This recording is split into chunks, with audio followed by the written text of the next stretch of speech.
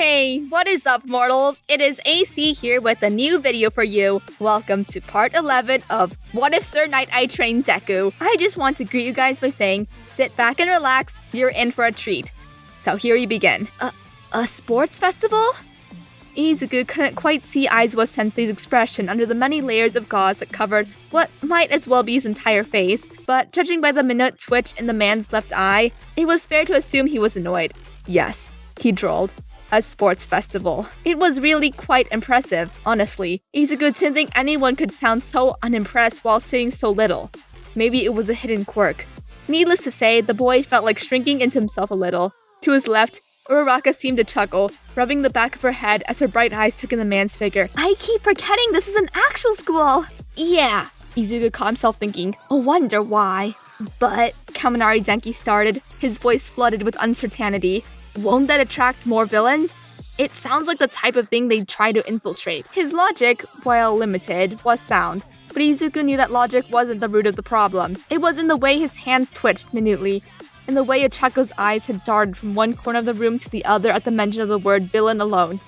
It had been the shock of seeing Aizawa walk into the classroom, covered from head to toe in curatives and marks of their bloody combats. They were scared, and as a sharp stab of phantom pain rushed through his arms and under his ribs, Izuku couldn't say he blamed them, but still, on the contrary, Aizawa's voice was a tad less drawled this time, firmer and gentler.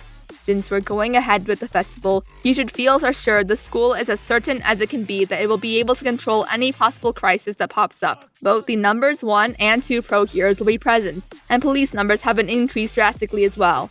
And we can't be afraid of villains, Izuku muttered, attracting gazes from across the room. It was scary, and it was okay to feel scared, but we can't be afraid of villains, right? The soft hiss of sighs escaped Aizawa's lips from under all that gauze. Yes, he concluded. This is Yuei's way of saying that such an event won't keep it down. This is her way of saying that the next generation of heroes is made up of sterner stuff than any before.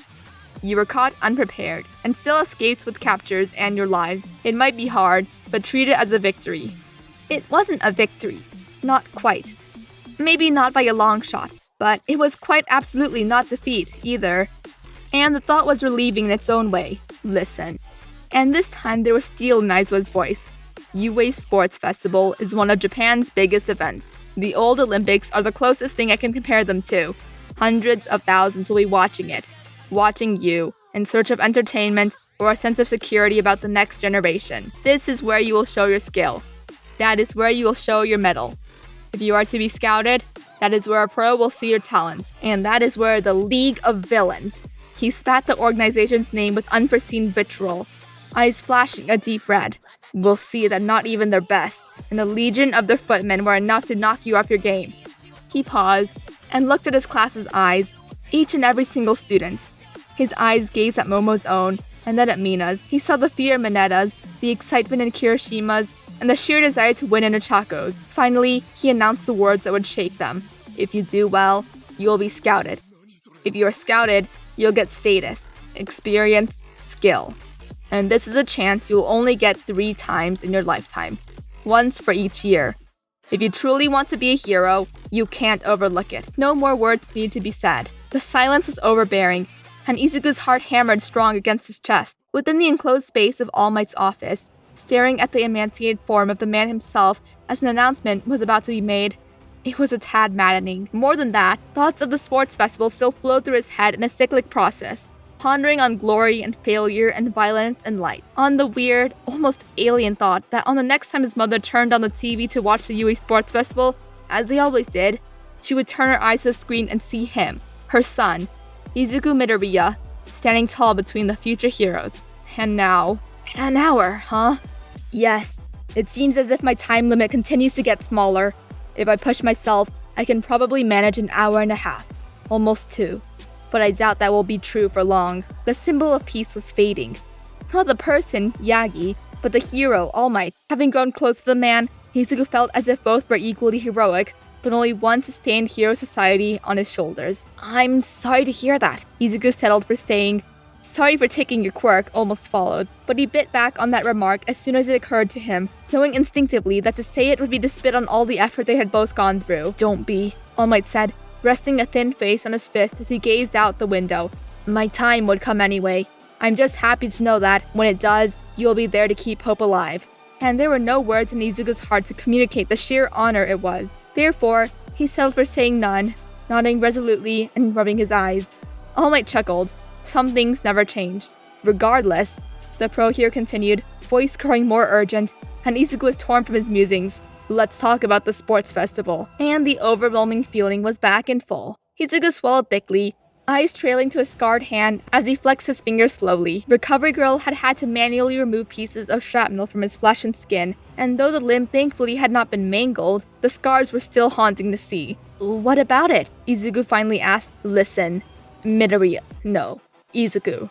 The boy's eyes snapped to All Might faster than he had previously thought possible, but All Might carried on. You're by far the best successor I could have hoped for. Your grasp on One for All isn't as instinctual as mine was, but you've got determination in spades.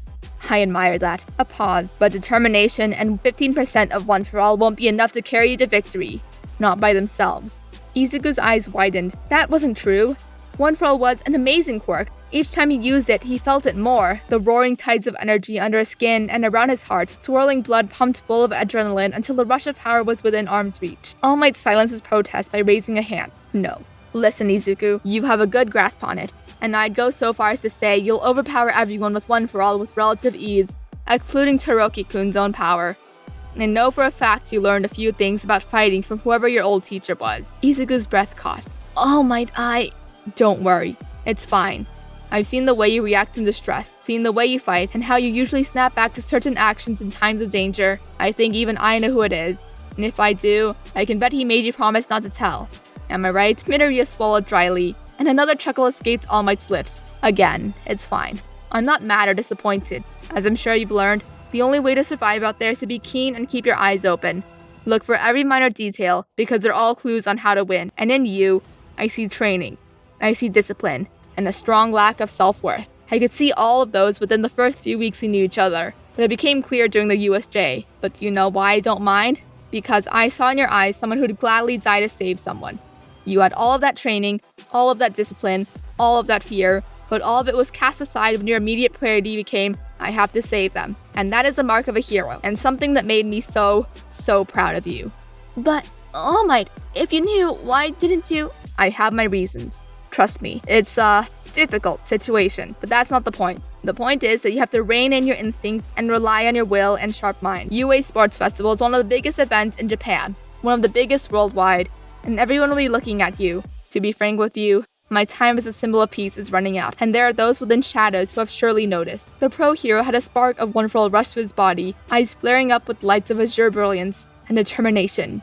You were given this power because I believe you can succeed me. You were given One for All because I expect you to inherit myself, my mantle. What I'm saying is simple. This festival, this nest of heroes, has to be your show. The next symbol of peace, the one who will stand tall and keep the flame lit when my time passes, has already arrived. It is you, Midoriya Izuku, and I want you to make that known to the world. Sparks of green energy set Izuku's own eyes aflame in power, and he met All Might's determined gaze with one of his own. I will, he promised, head held high despite the screaming panic of his heart ablaze. And he would, or he would die trying, for this was an oath too bright to smother out. The air within 1A's waiting room was tense, noisy, and full of wishes. Silent determination was the best way to describe the looks on everyone's faces, chattering or no. Everyone, are your preparations complete? We're set to enter in no time! Though, admittedly, some were more silent than the others. As they readied their wills, Izuku gazed at his own reflection, wearing nothing but the PE uniform they were all given, and his eyes drifted to the scars across his arms and on the edge of his face. This is your chance, Izuku, Toei told himself. Visualize it.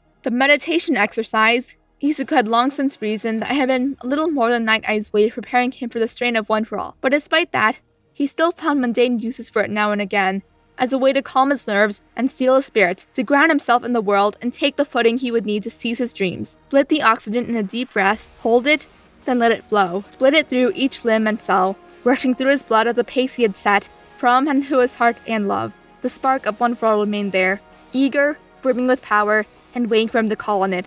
But it wasn't time just yet. For now, Midoriya. He was quite unceremoniously ripped from his meditation by Todoroki Shoto's aloof voice, and it took all of Izuku's admittedly subpar dexterity not to trip over his own feet while surprised. He turned to look at the taller boy, emerald eyes meeting bichromatic ones.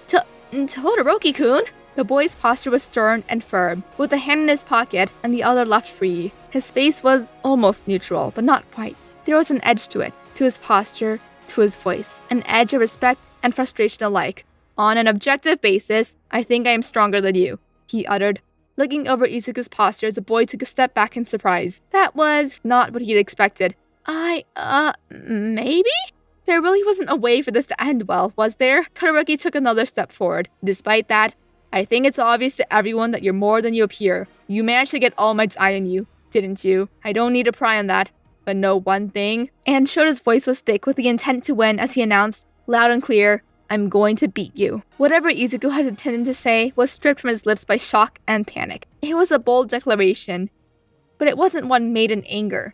It was a promise, but not that one Shota thought would be hard to keep. This was a declaration of war, and that fact stunned Izuku more than he could put into words. Oh ho, what's this? A declaration of war by the strongest in the class! Denki and Kirishima both rose from their spots to approach them, attracting the gazes of the other students more than they already had. Despite that, Shota's eyes didn't move an inch. They remained solely on Izuku's own. A challenge. A probe. Hey man, don't be so belligerent all of a sudden. It's not cool to spring this on Midoriya all of a sudden. I'm not here to make friends, Shota retorted coldly, and it clicked. Izuku had heard that before. You're right. Izuku cut them both off, voice as cold as he could make it. You're right, and you're also right that you're probably stronger than I am. Hey dude, don't be so negative. Like All Might had done to him, Izuku silenced Kirishima by raising a hand, and all other words were cut by the gesture, filling the room with an all-encompassing aura of challenge. Todoroki seemed surprised by his tone. Izuku didn't care. Because everyone here is willing to do all they can. Even kids from other departments, kids from other classes. Everyone's here to win, and I'm not going to lag behind them. He took a bold step forward, approaching the unsurmountable opponent, who resisted the urge to step back as he had done. Your power has another side, doesn't it? He asked, and Shota's eyes widened with a hint of anger. Izuku pressed on. I don't need to pry on that, he echoed, challenging gaze held high. But there's no way in hell I'm losing to someone who isn't even giving it their all. Speaking like that was hard. Izuku was, at his core, a shy kid who dislikes conflict, but he refused to cower too. So come at me, Todoroki-kun. Whatever you throw at me. One for All flared to life in a burst of emerald light, and Izuku snarled. All Might had told him to boldly announce his presence to the world, and this is how you'd start. I'll break it in half. Thank you all for indulging yourselves in this story thus far. I hope you enjoyed it. Now there are a few more things that I'd like to go over before the video ends.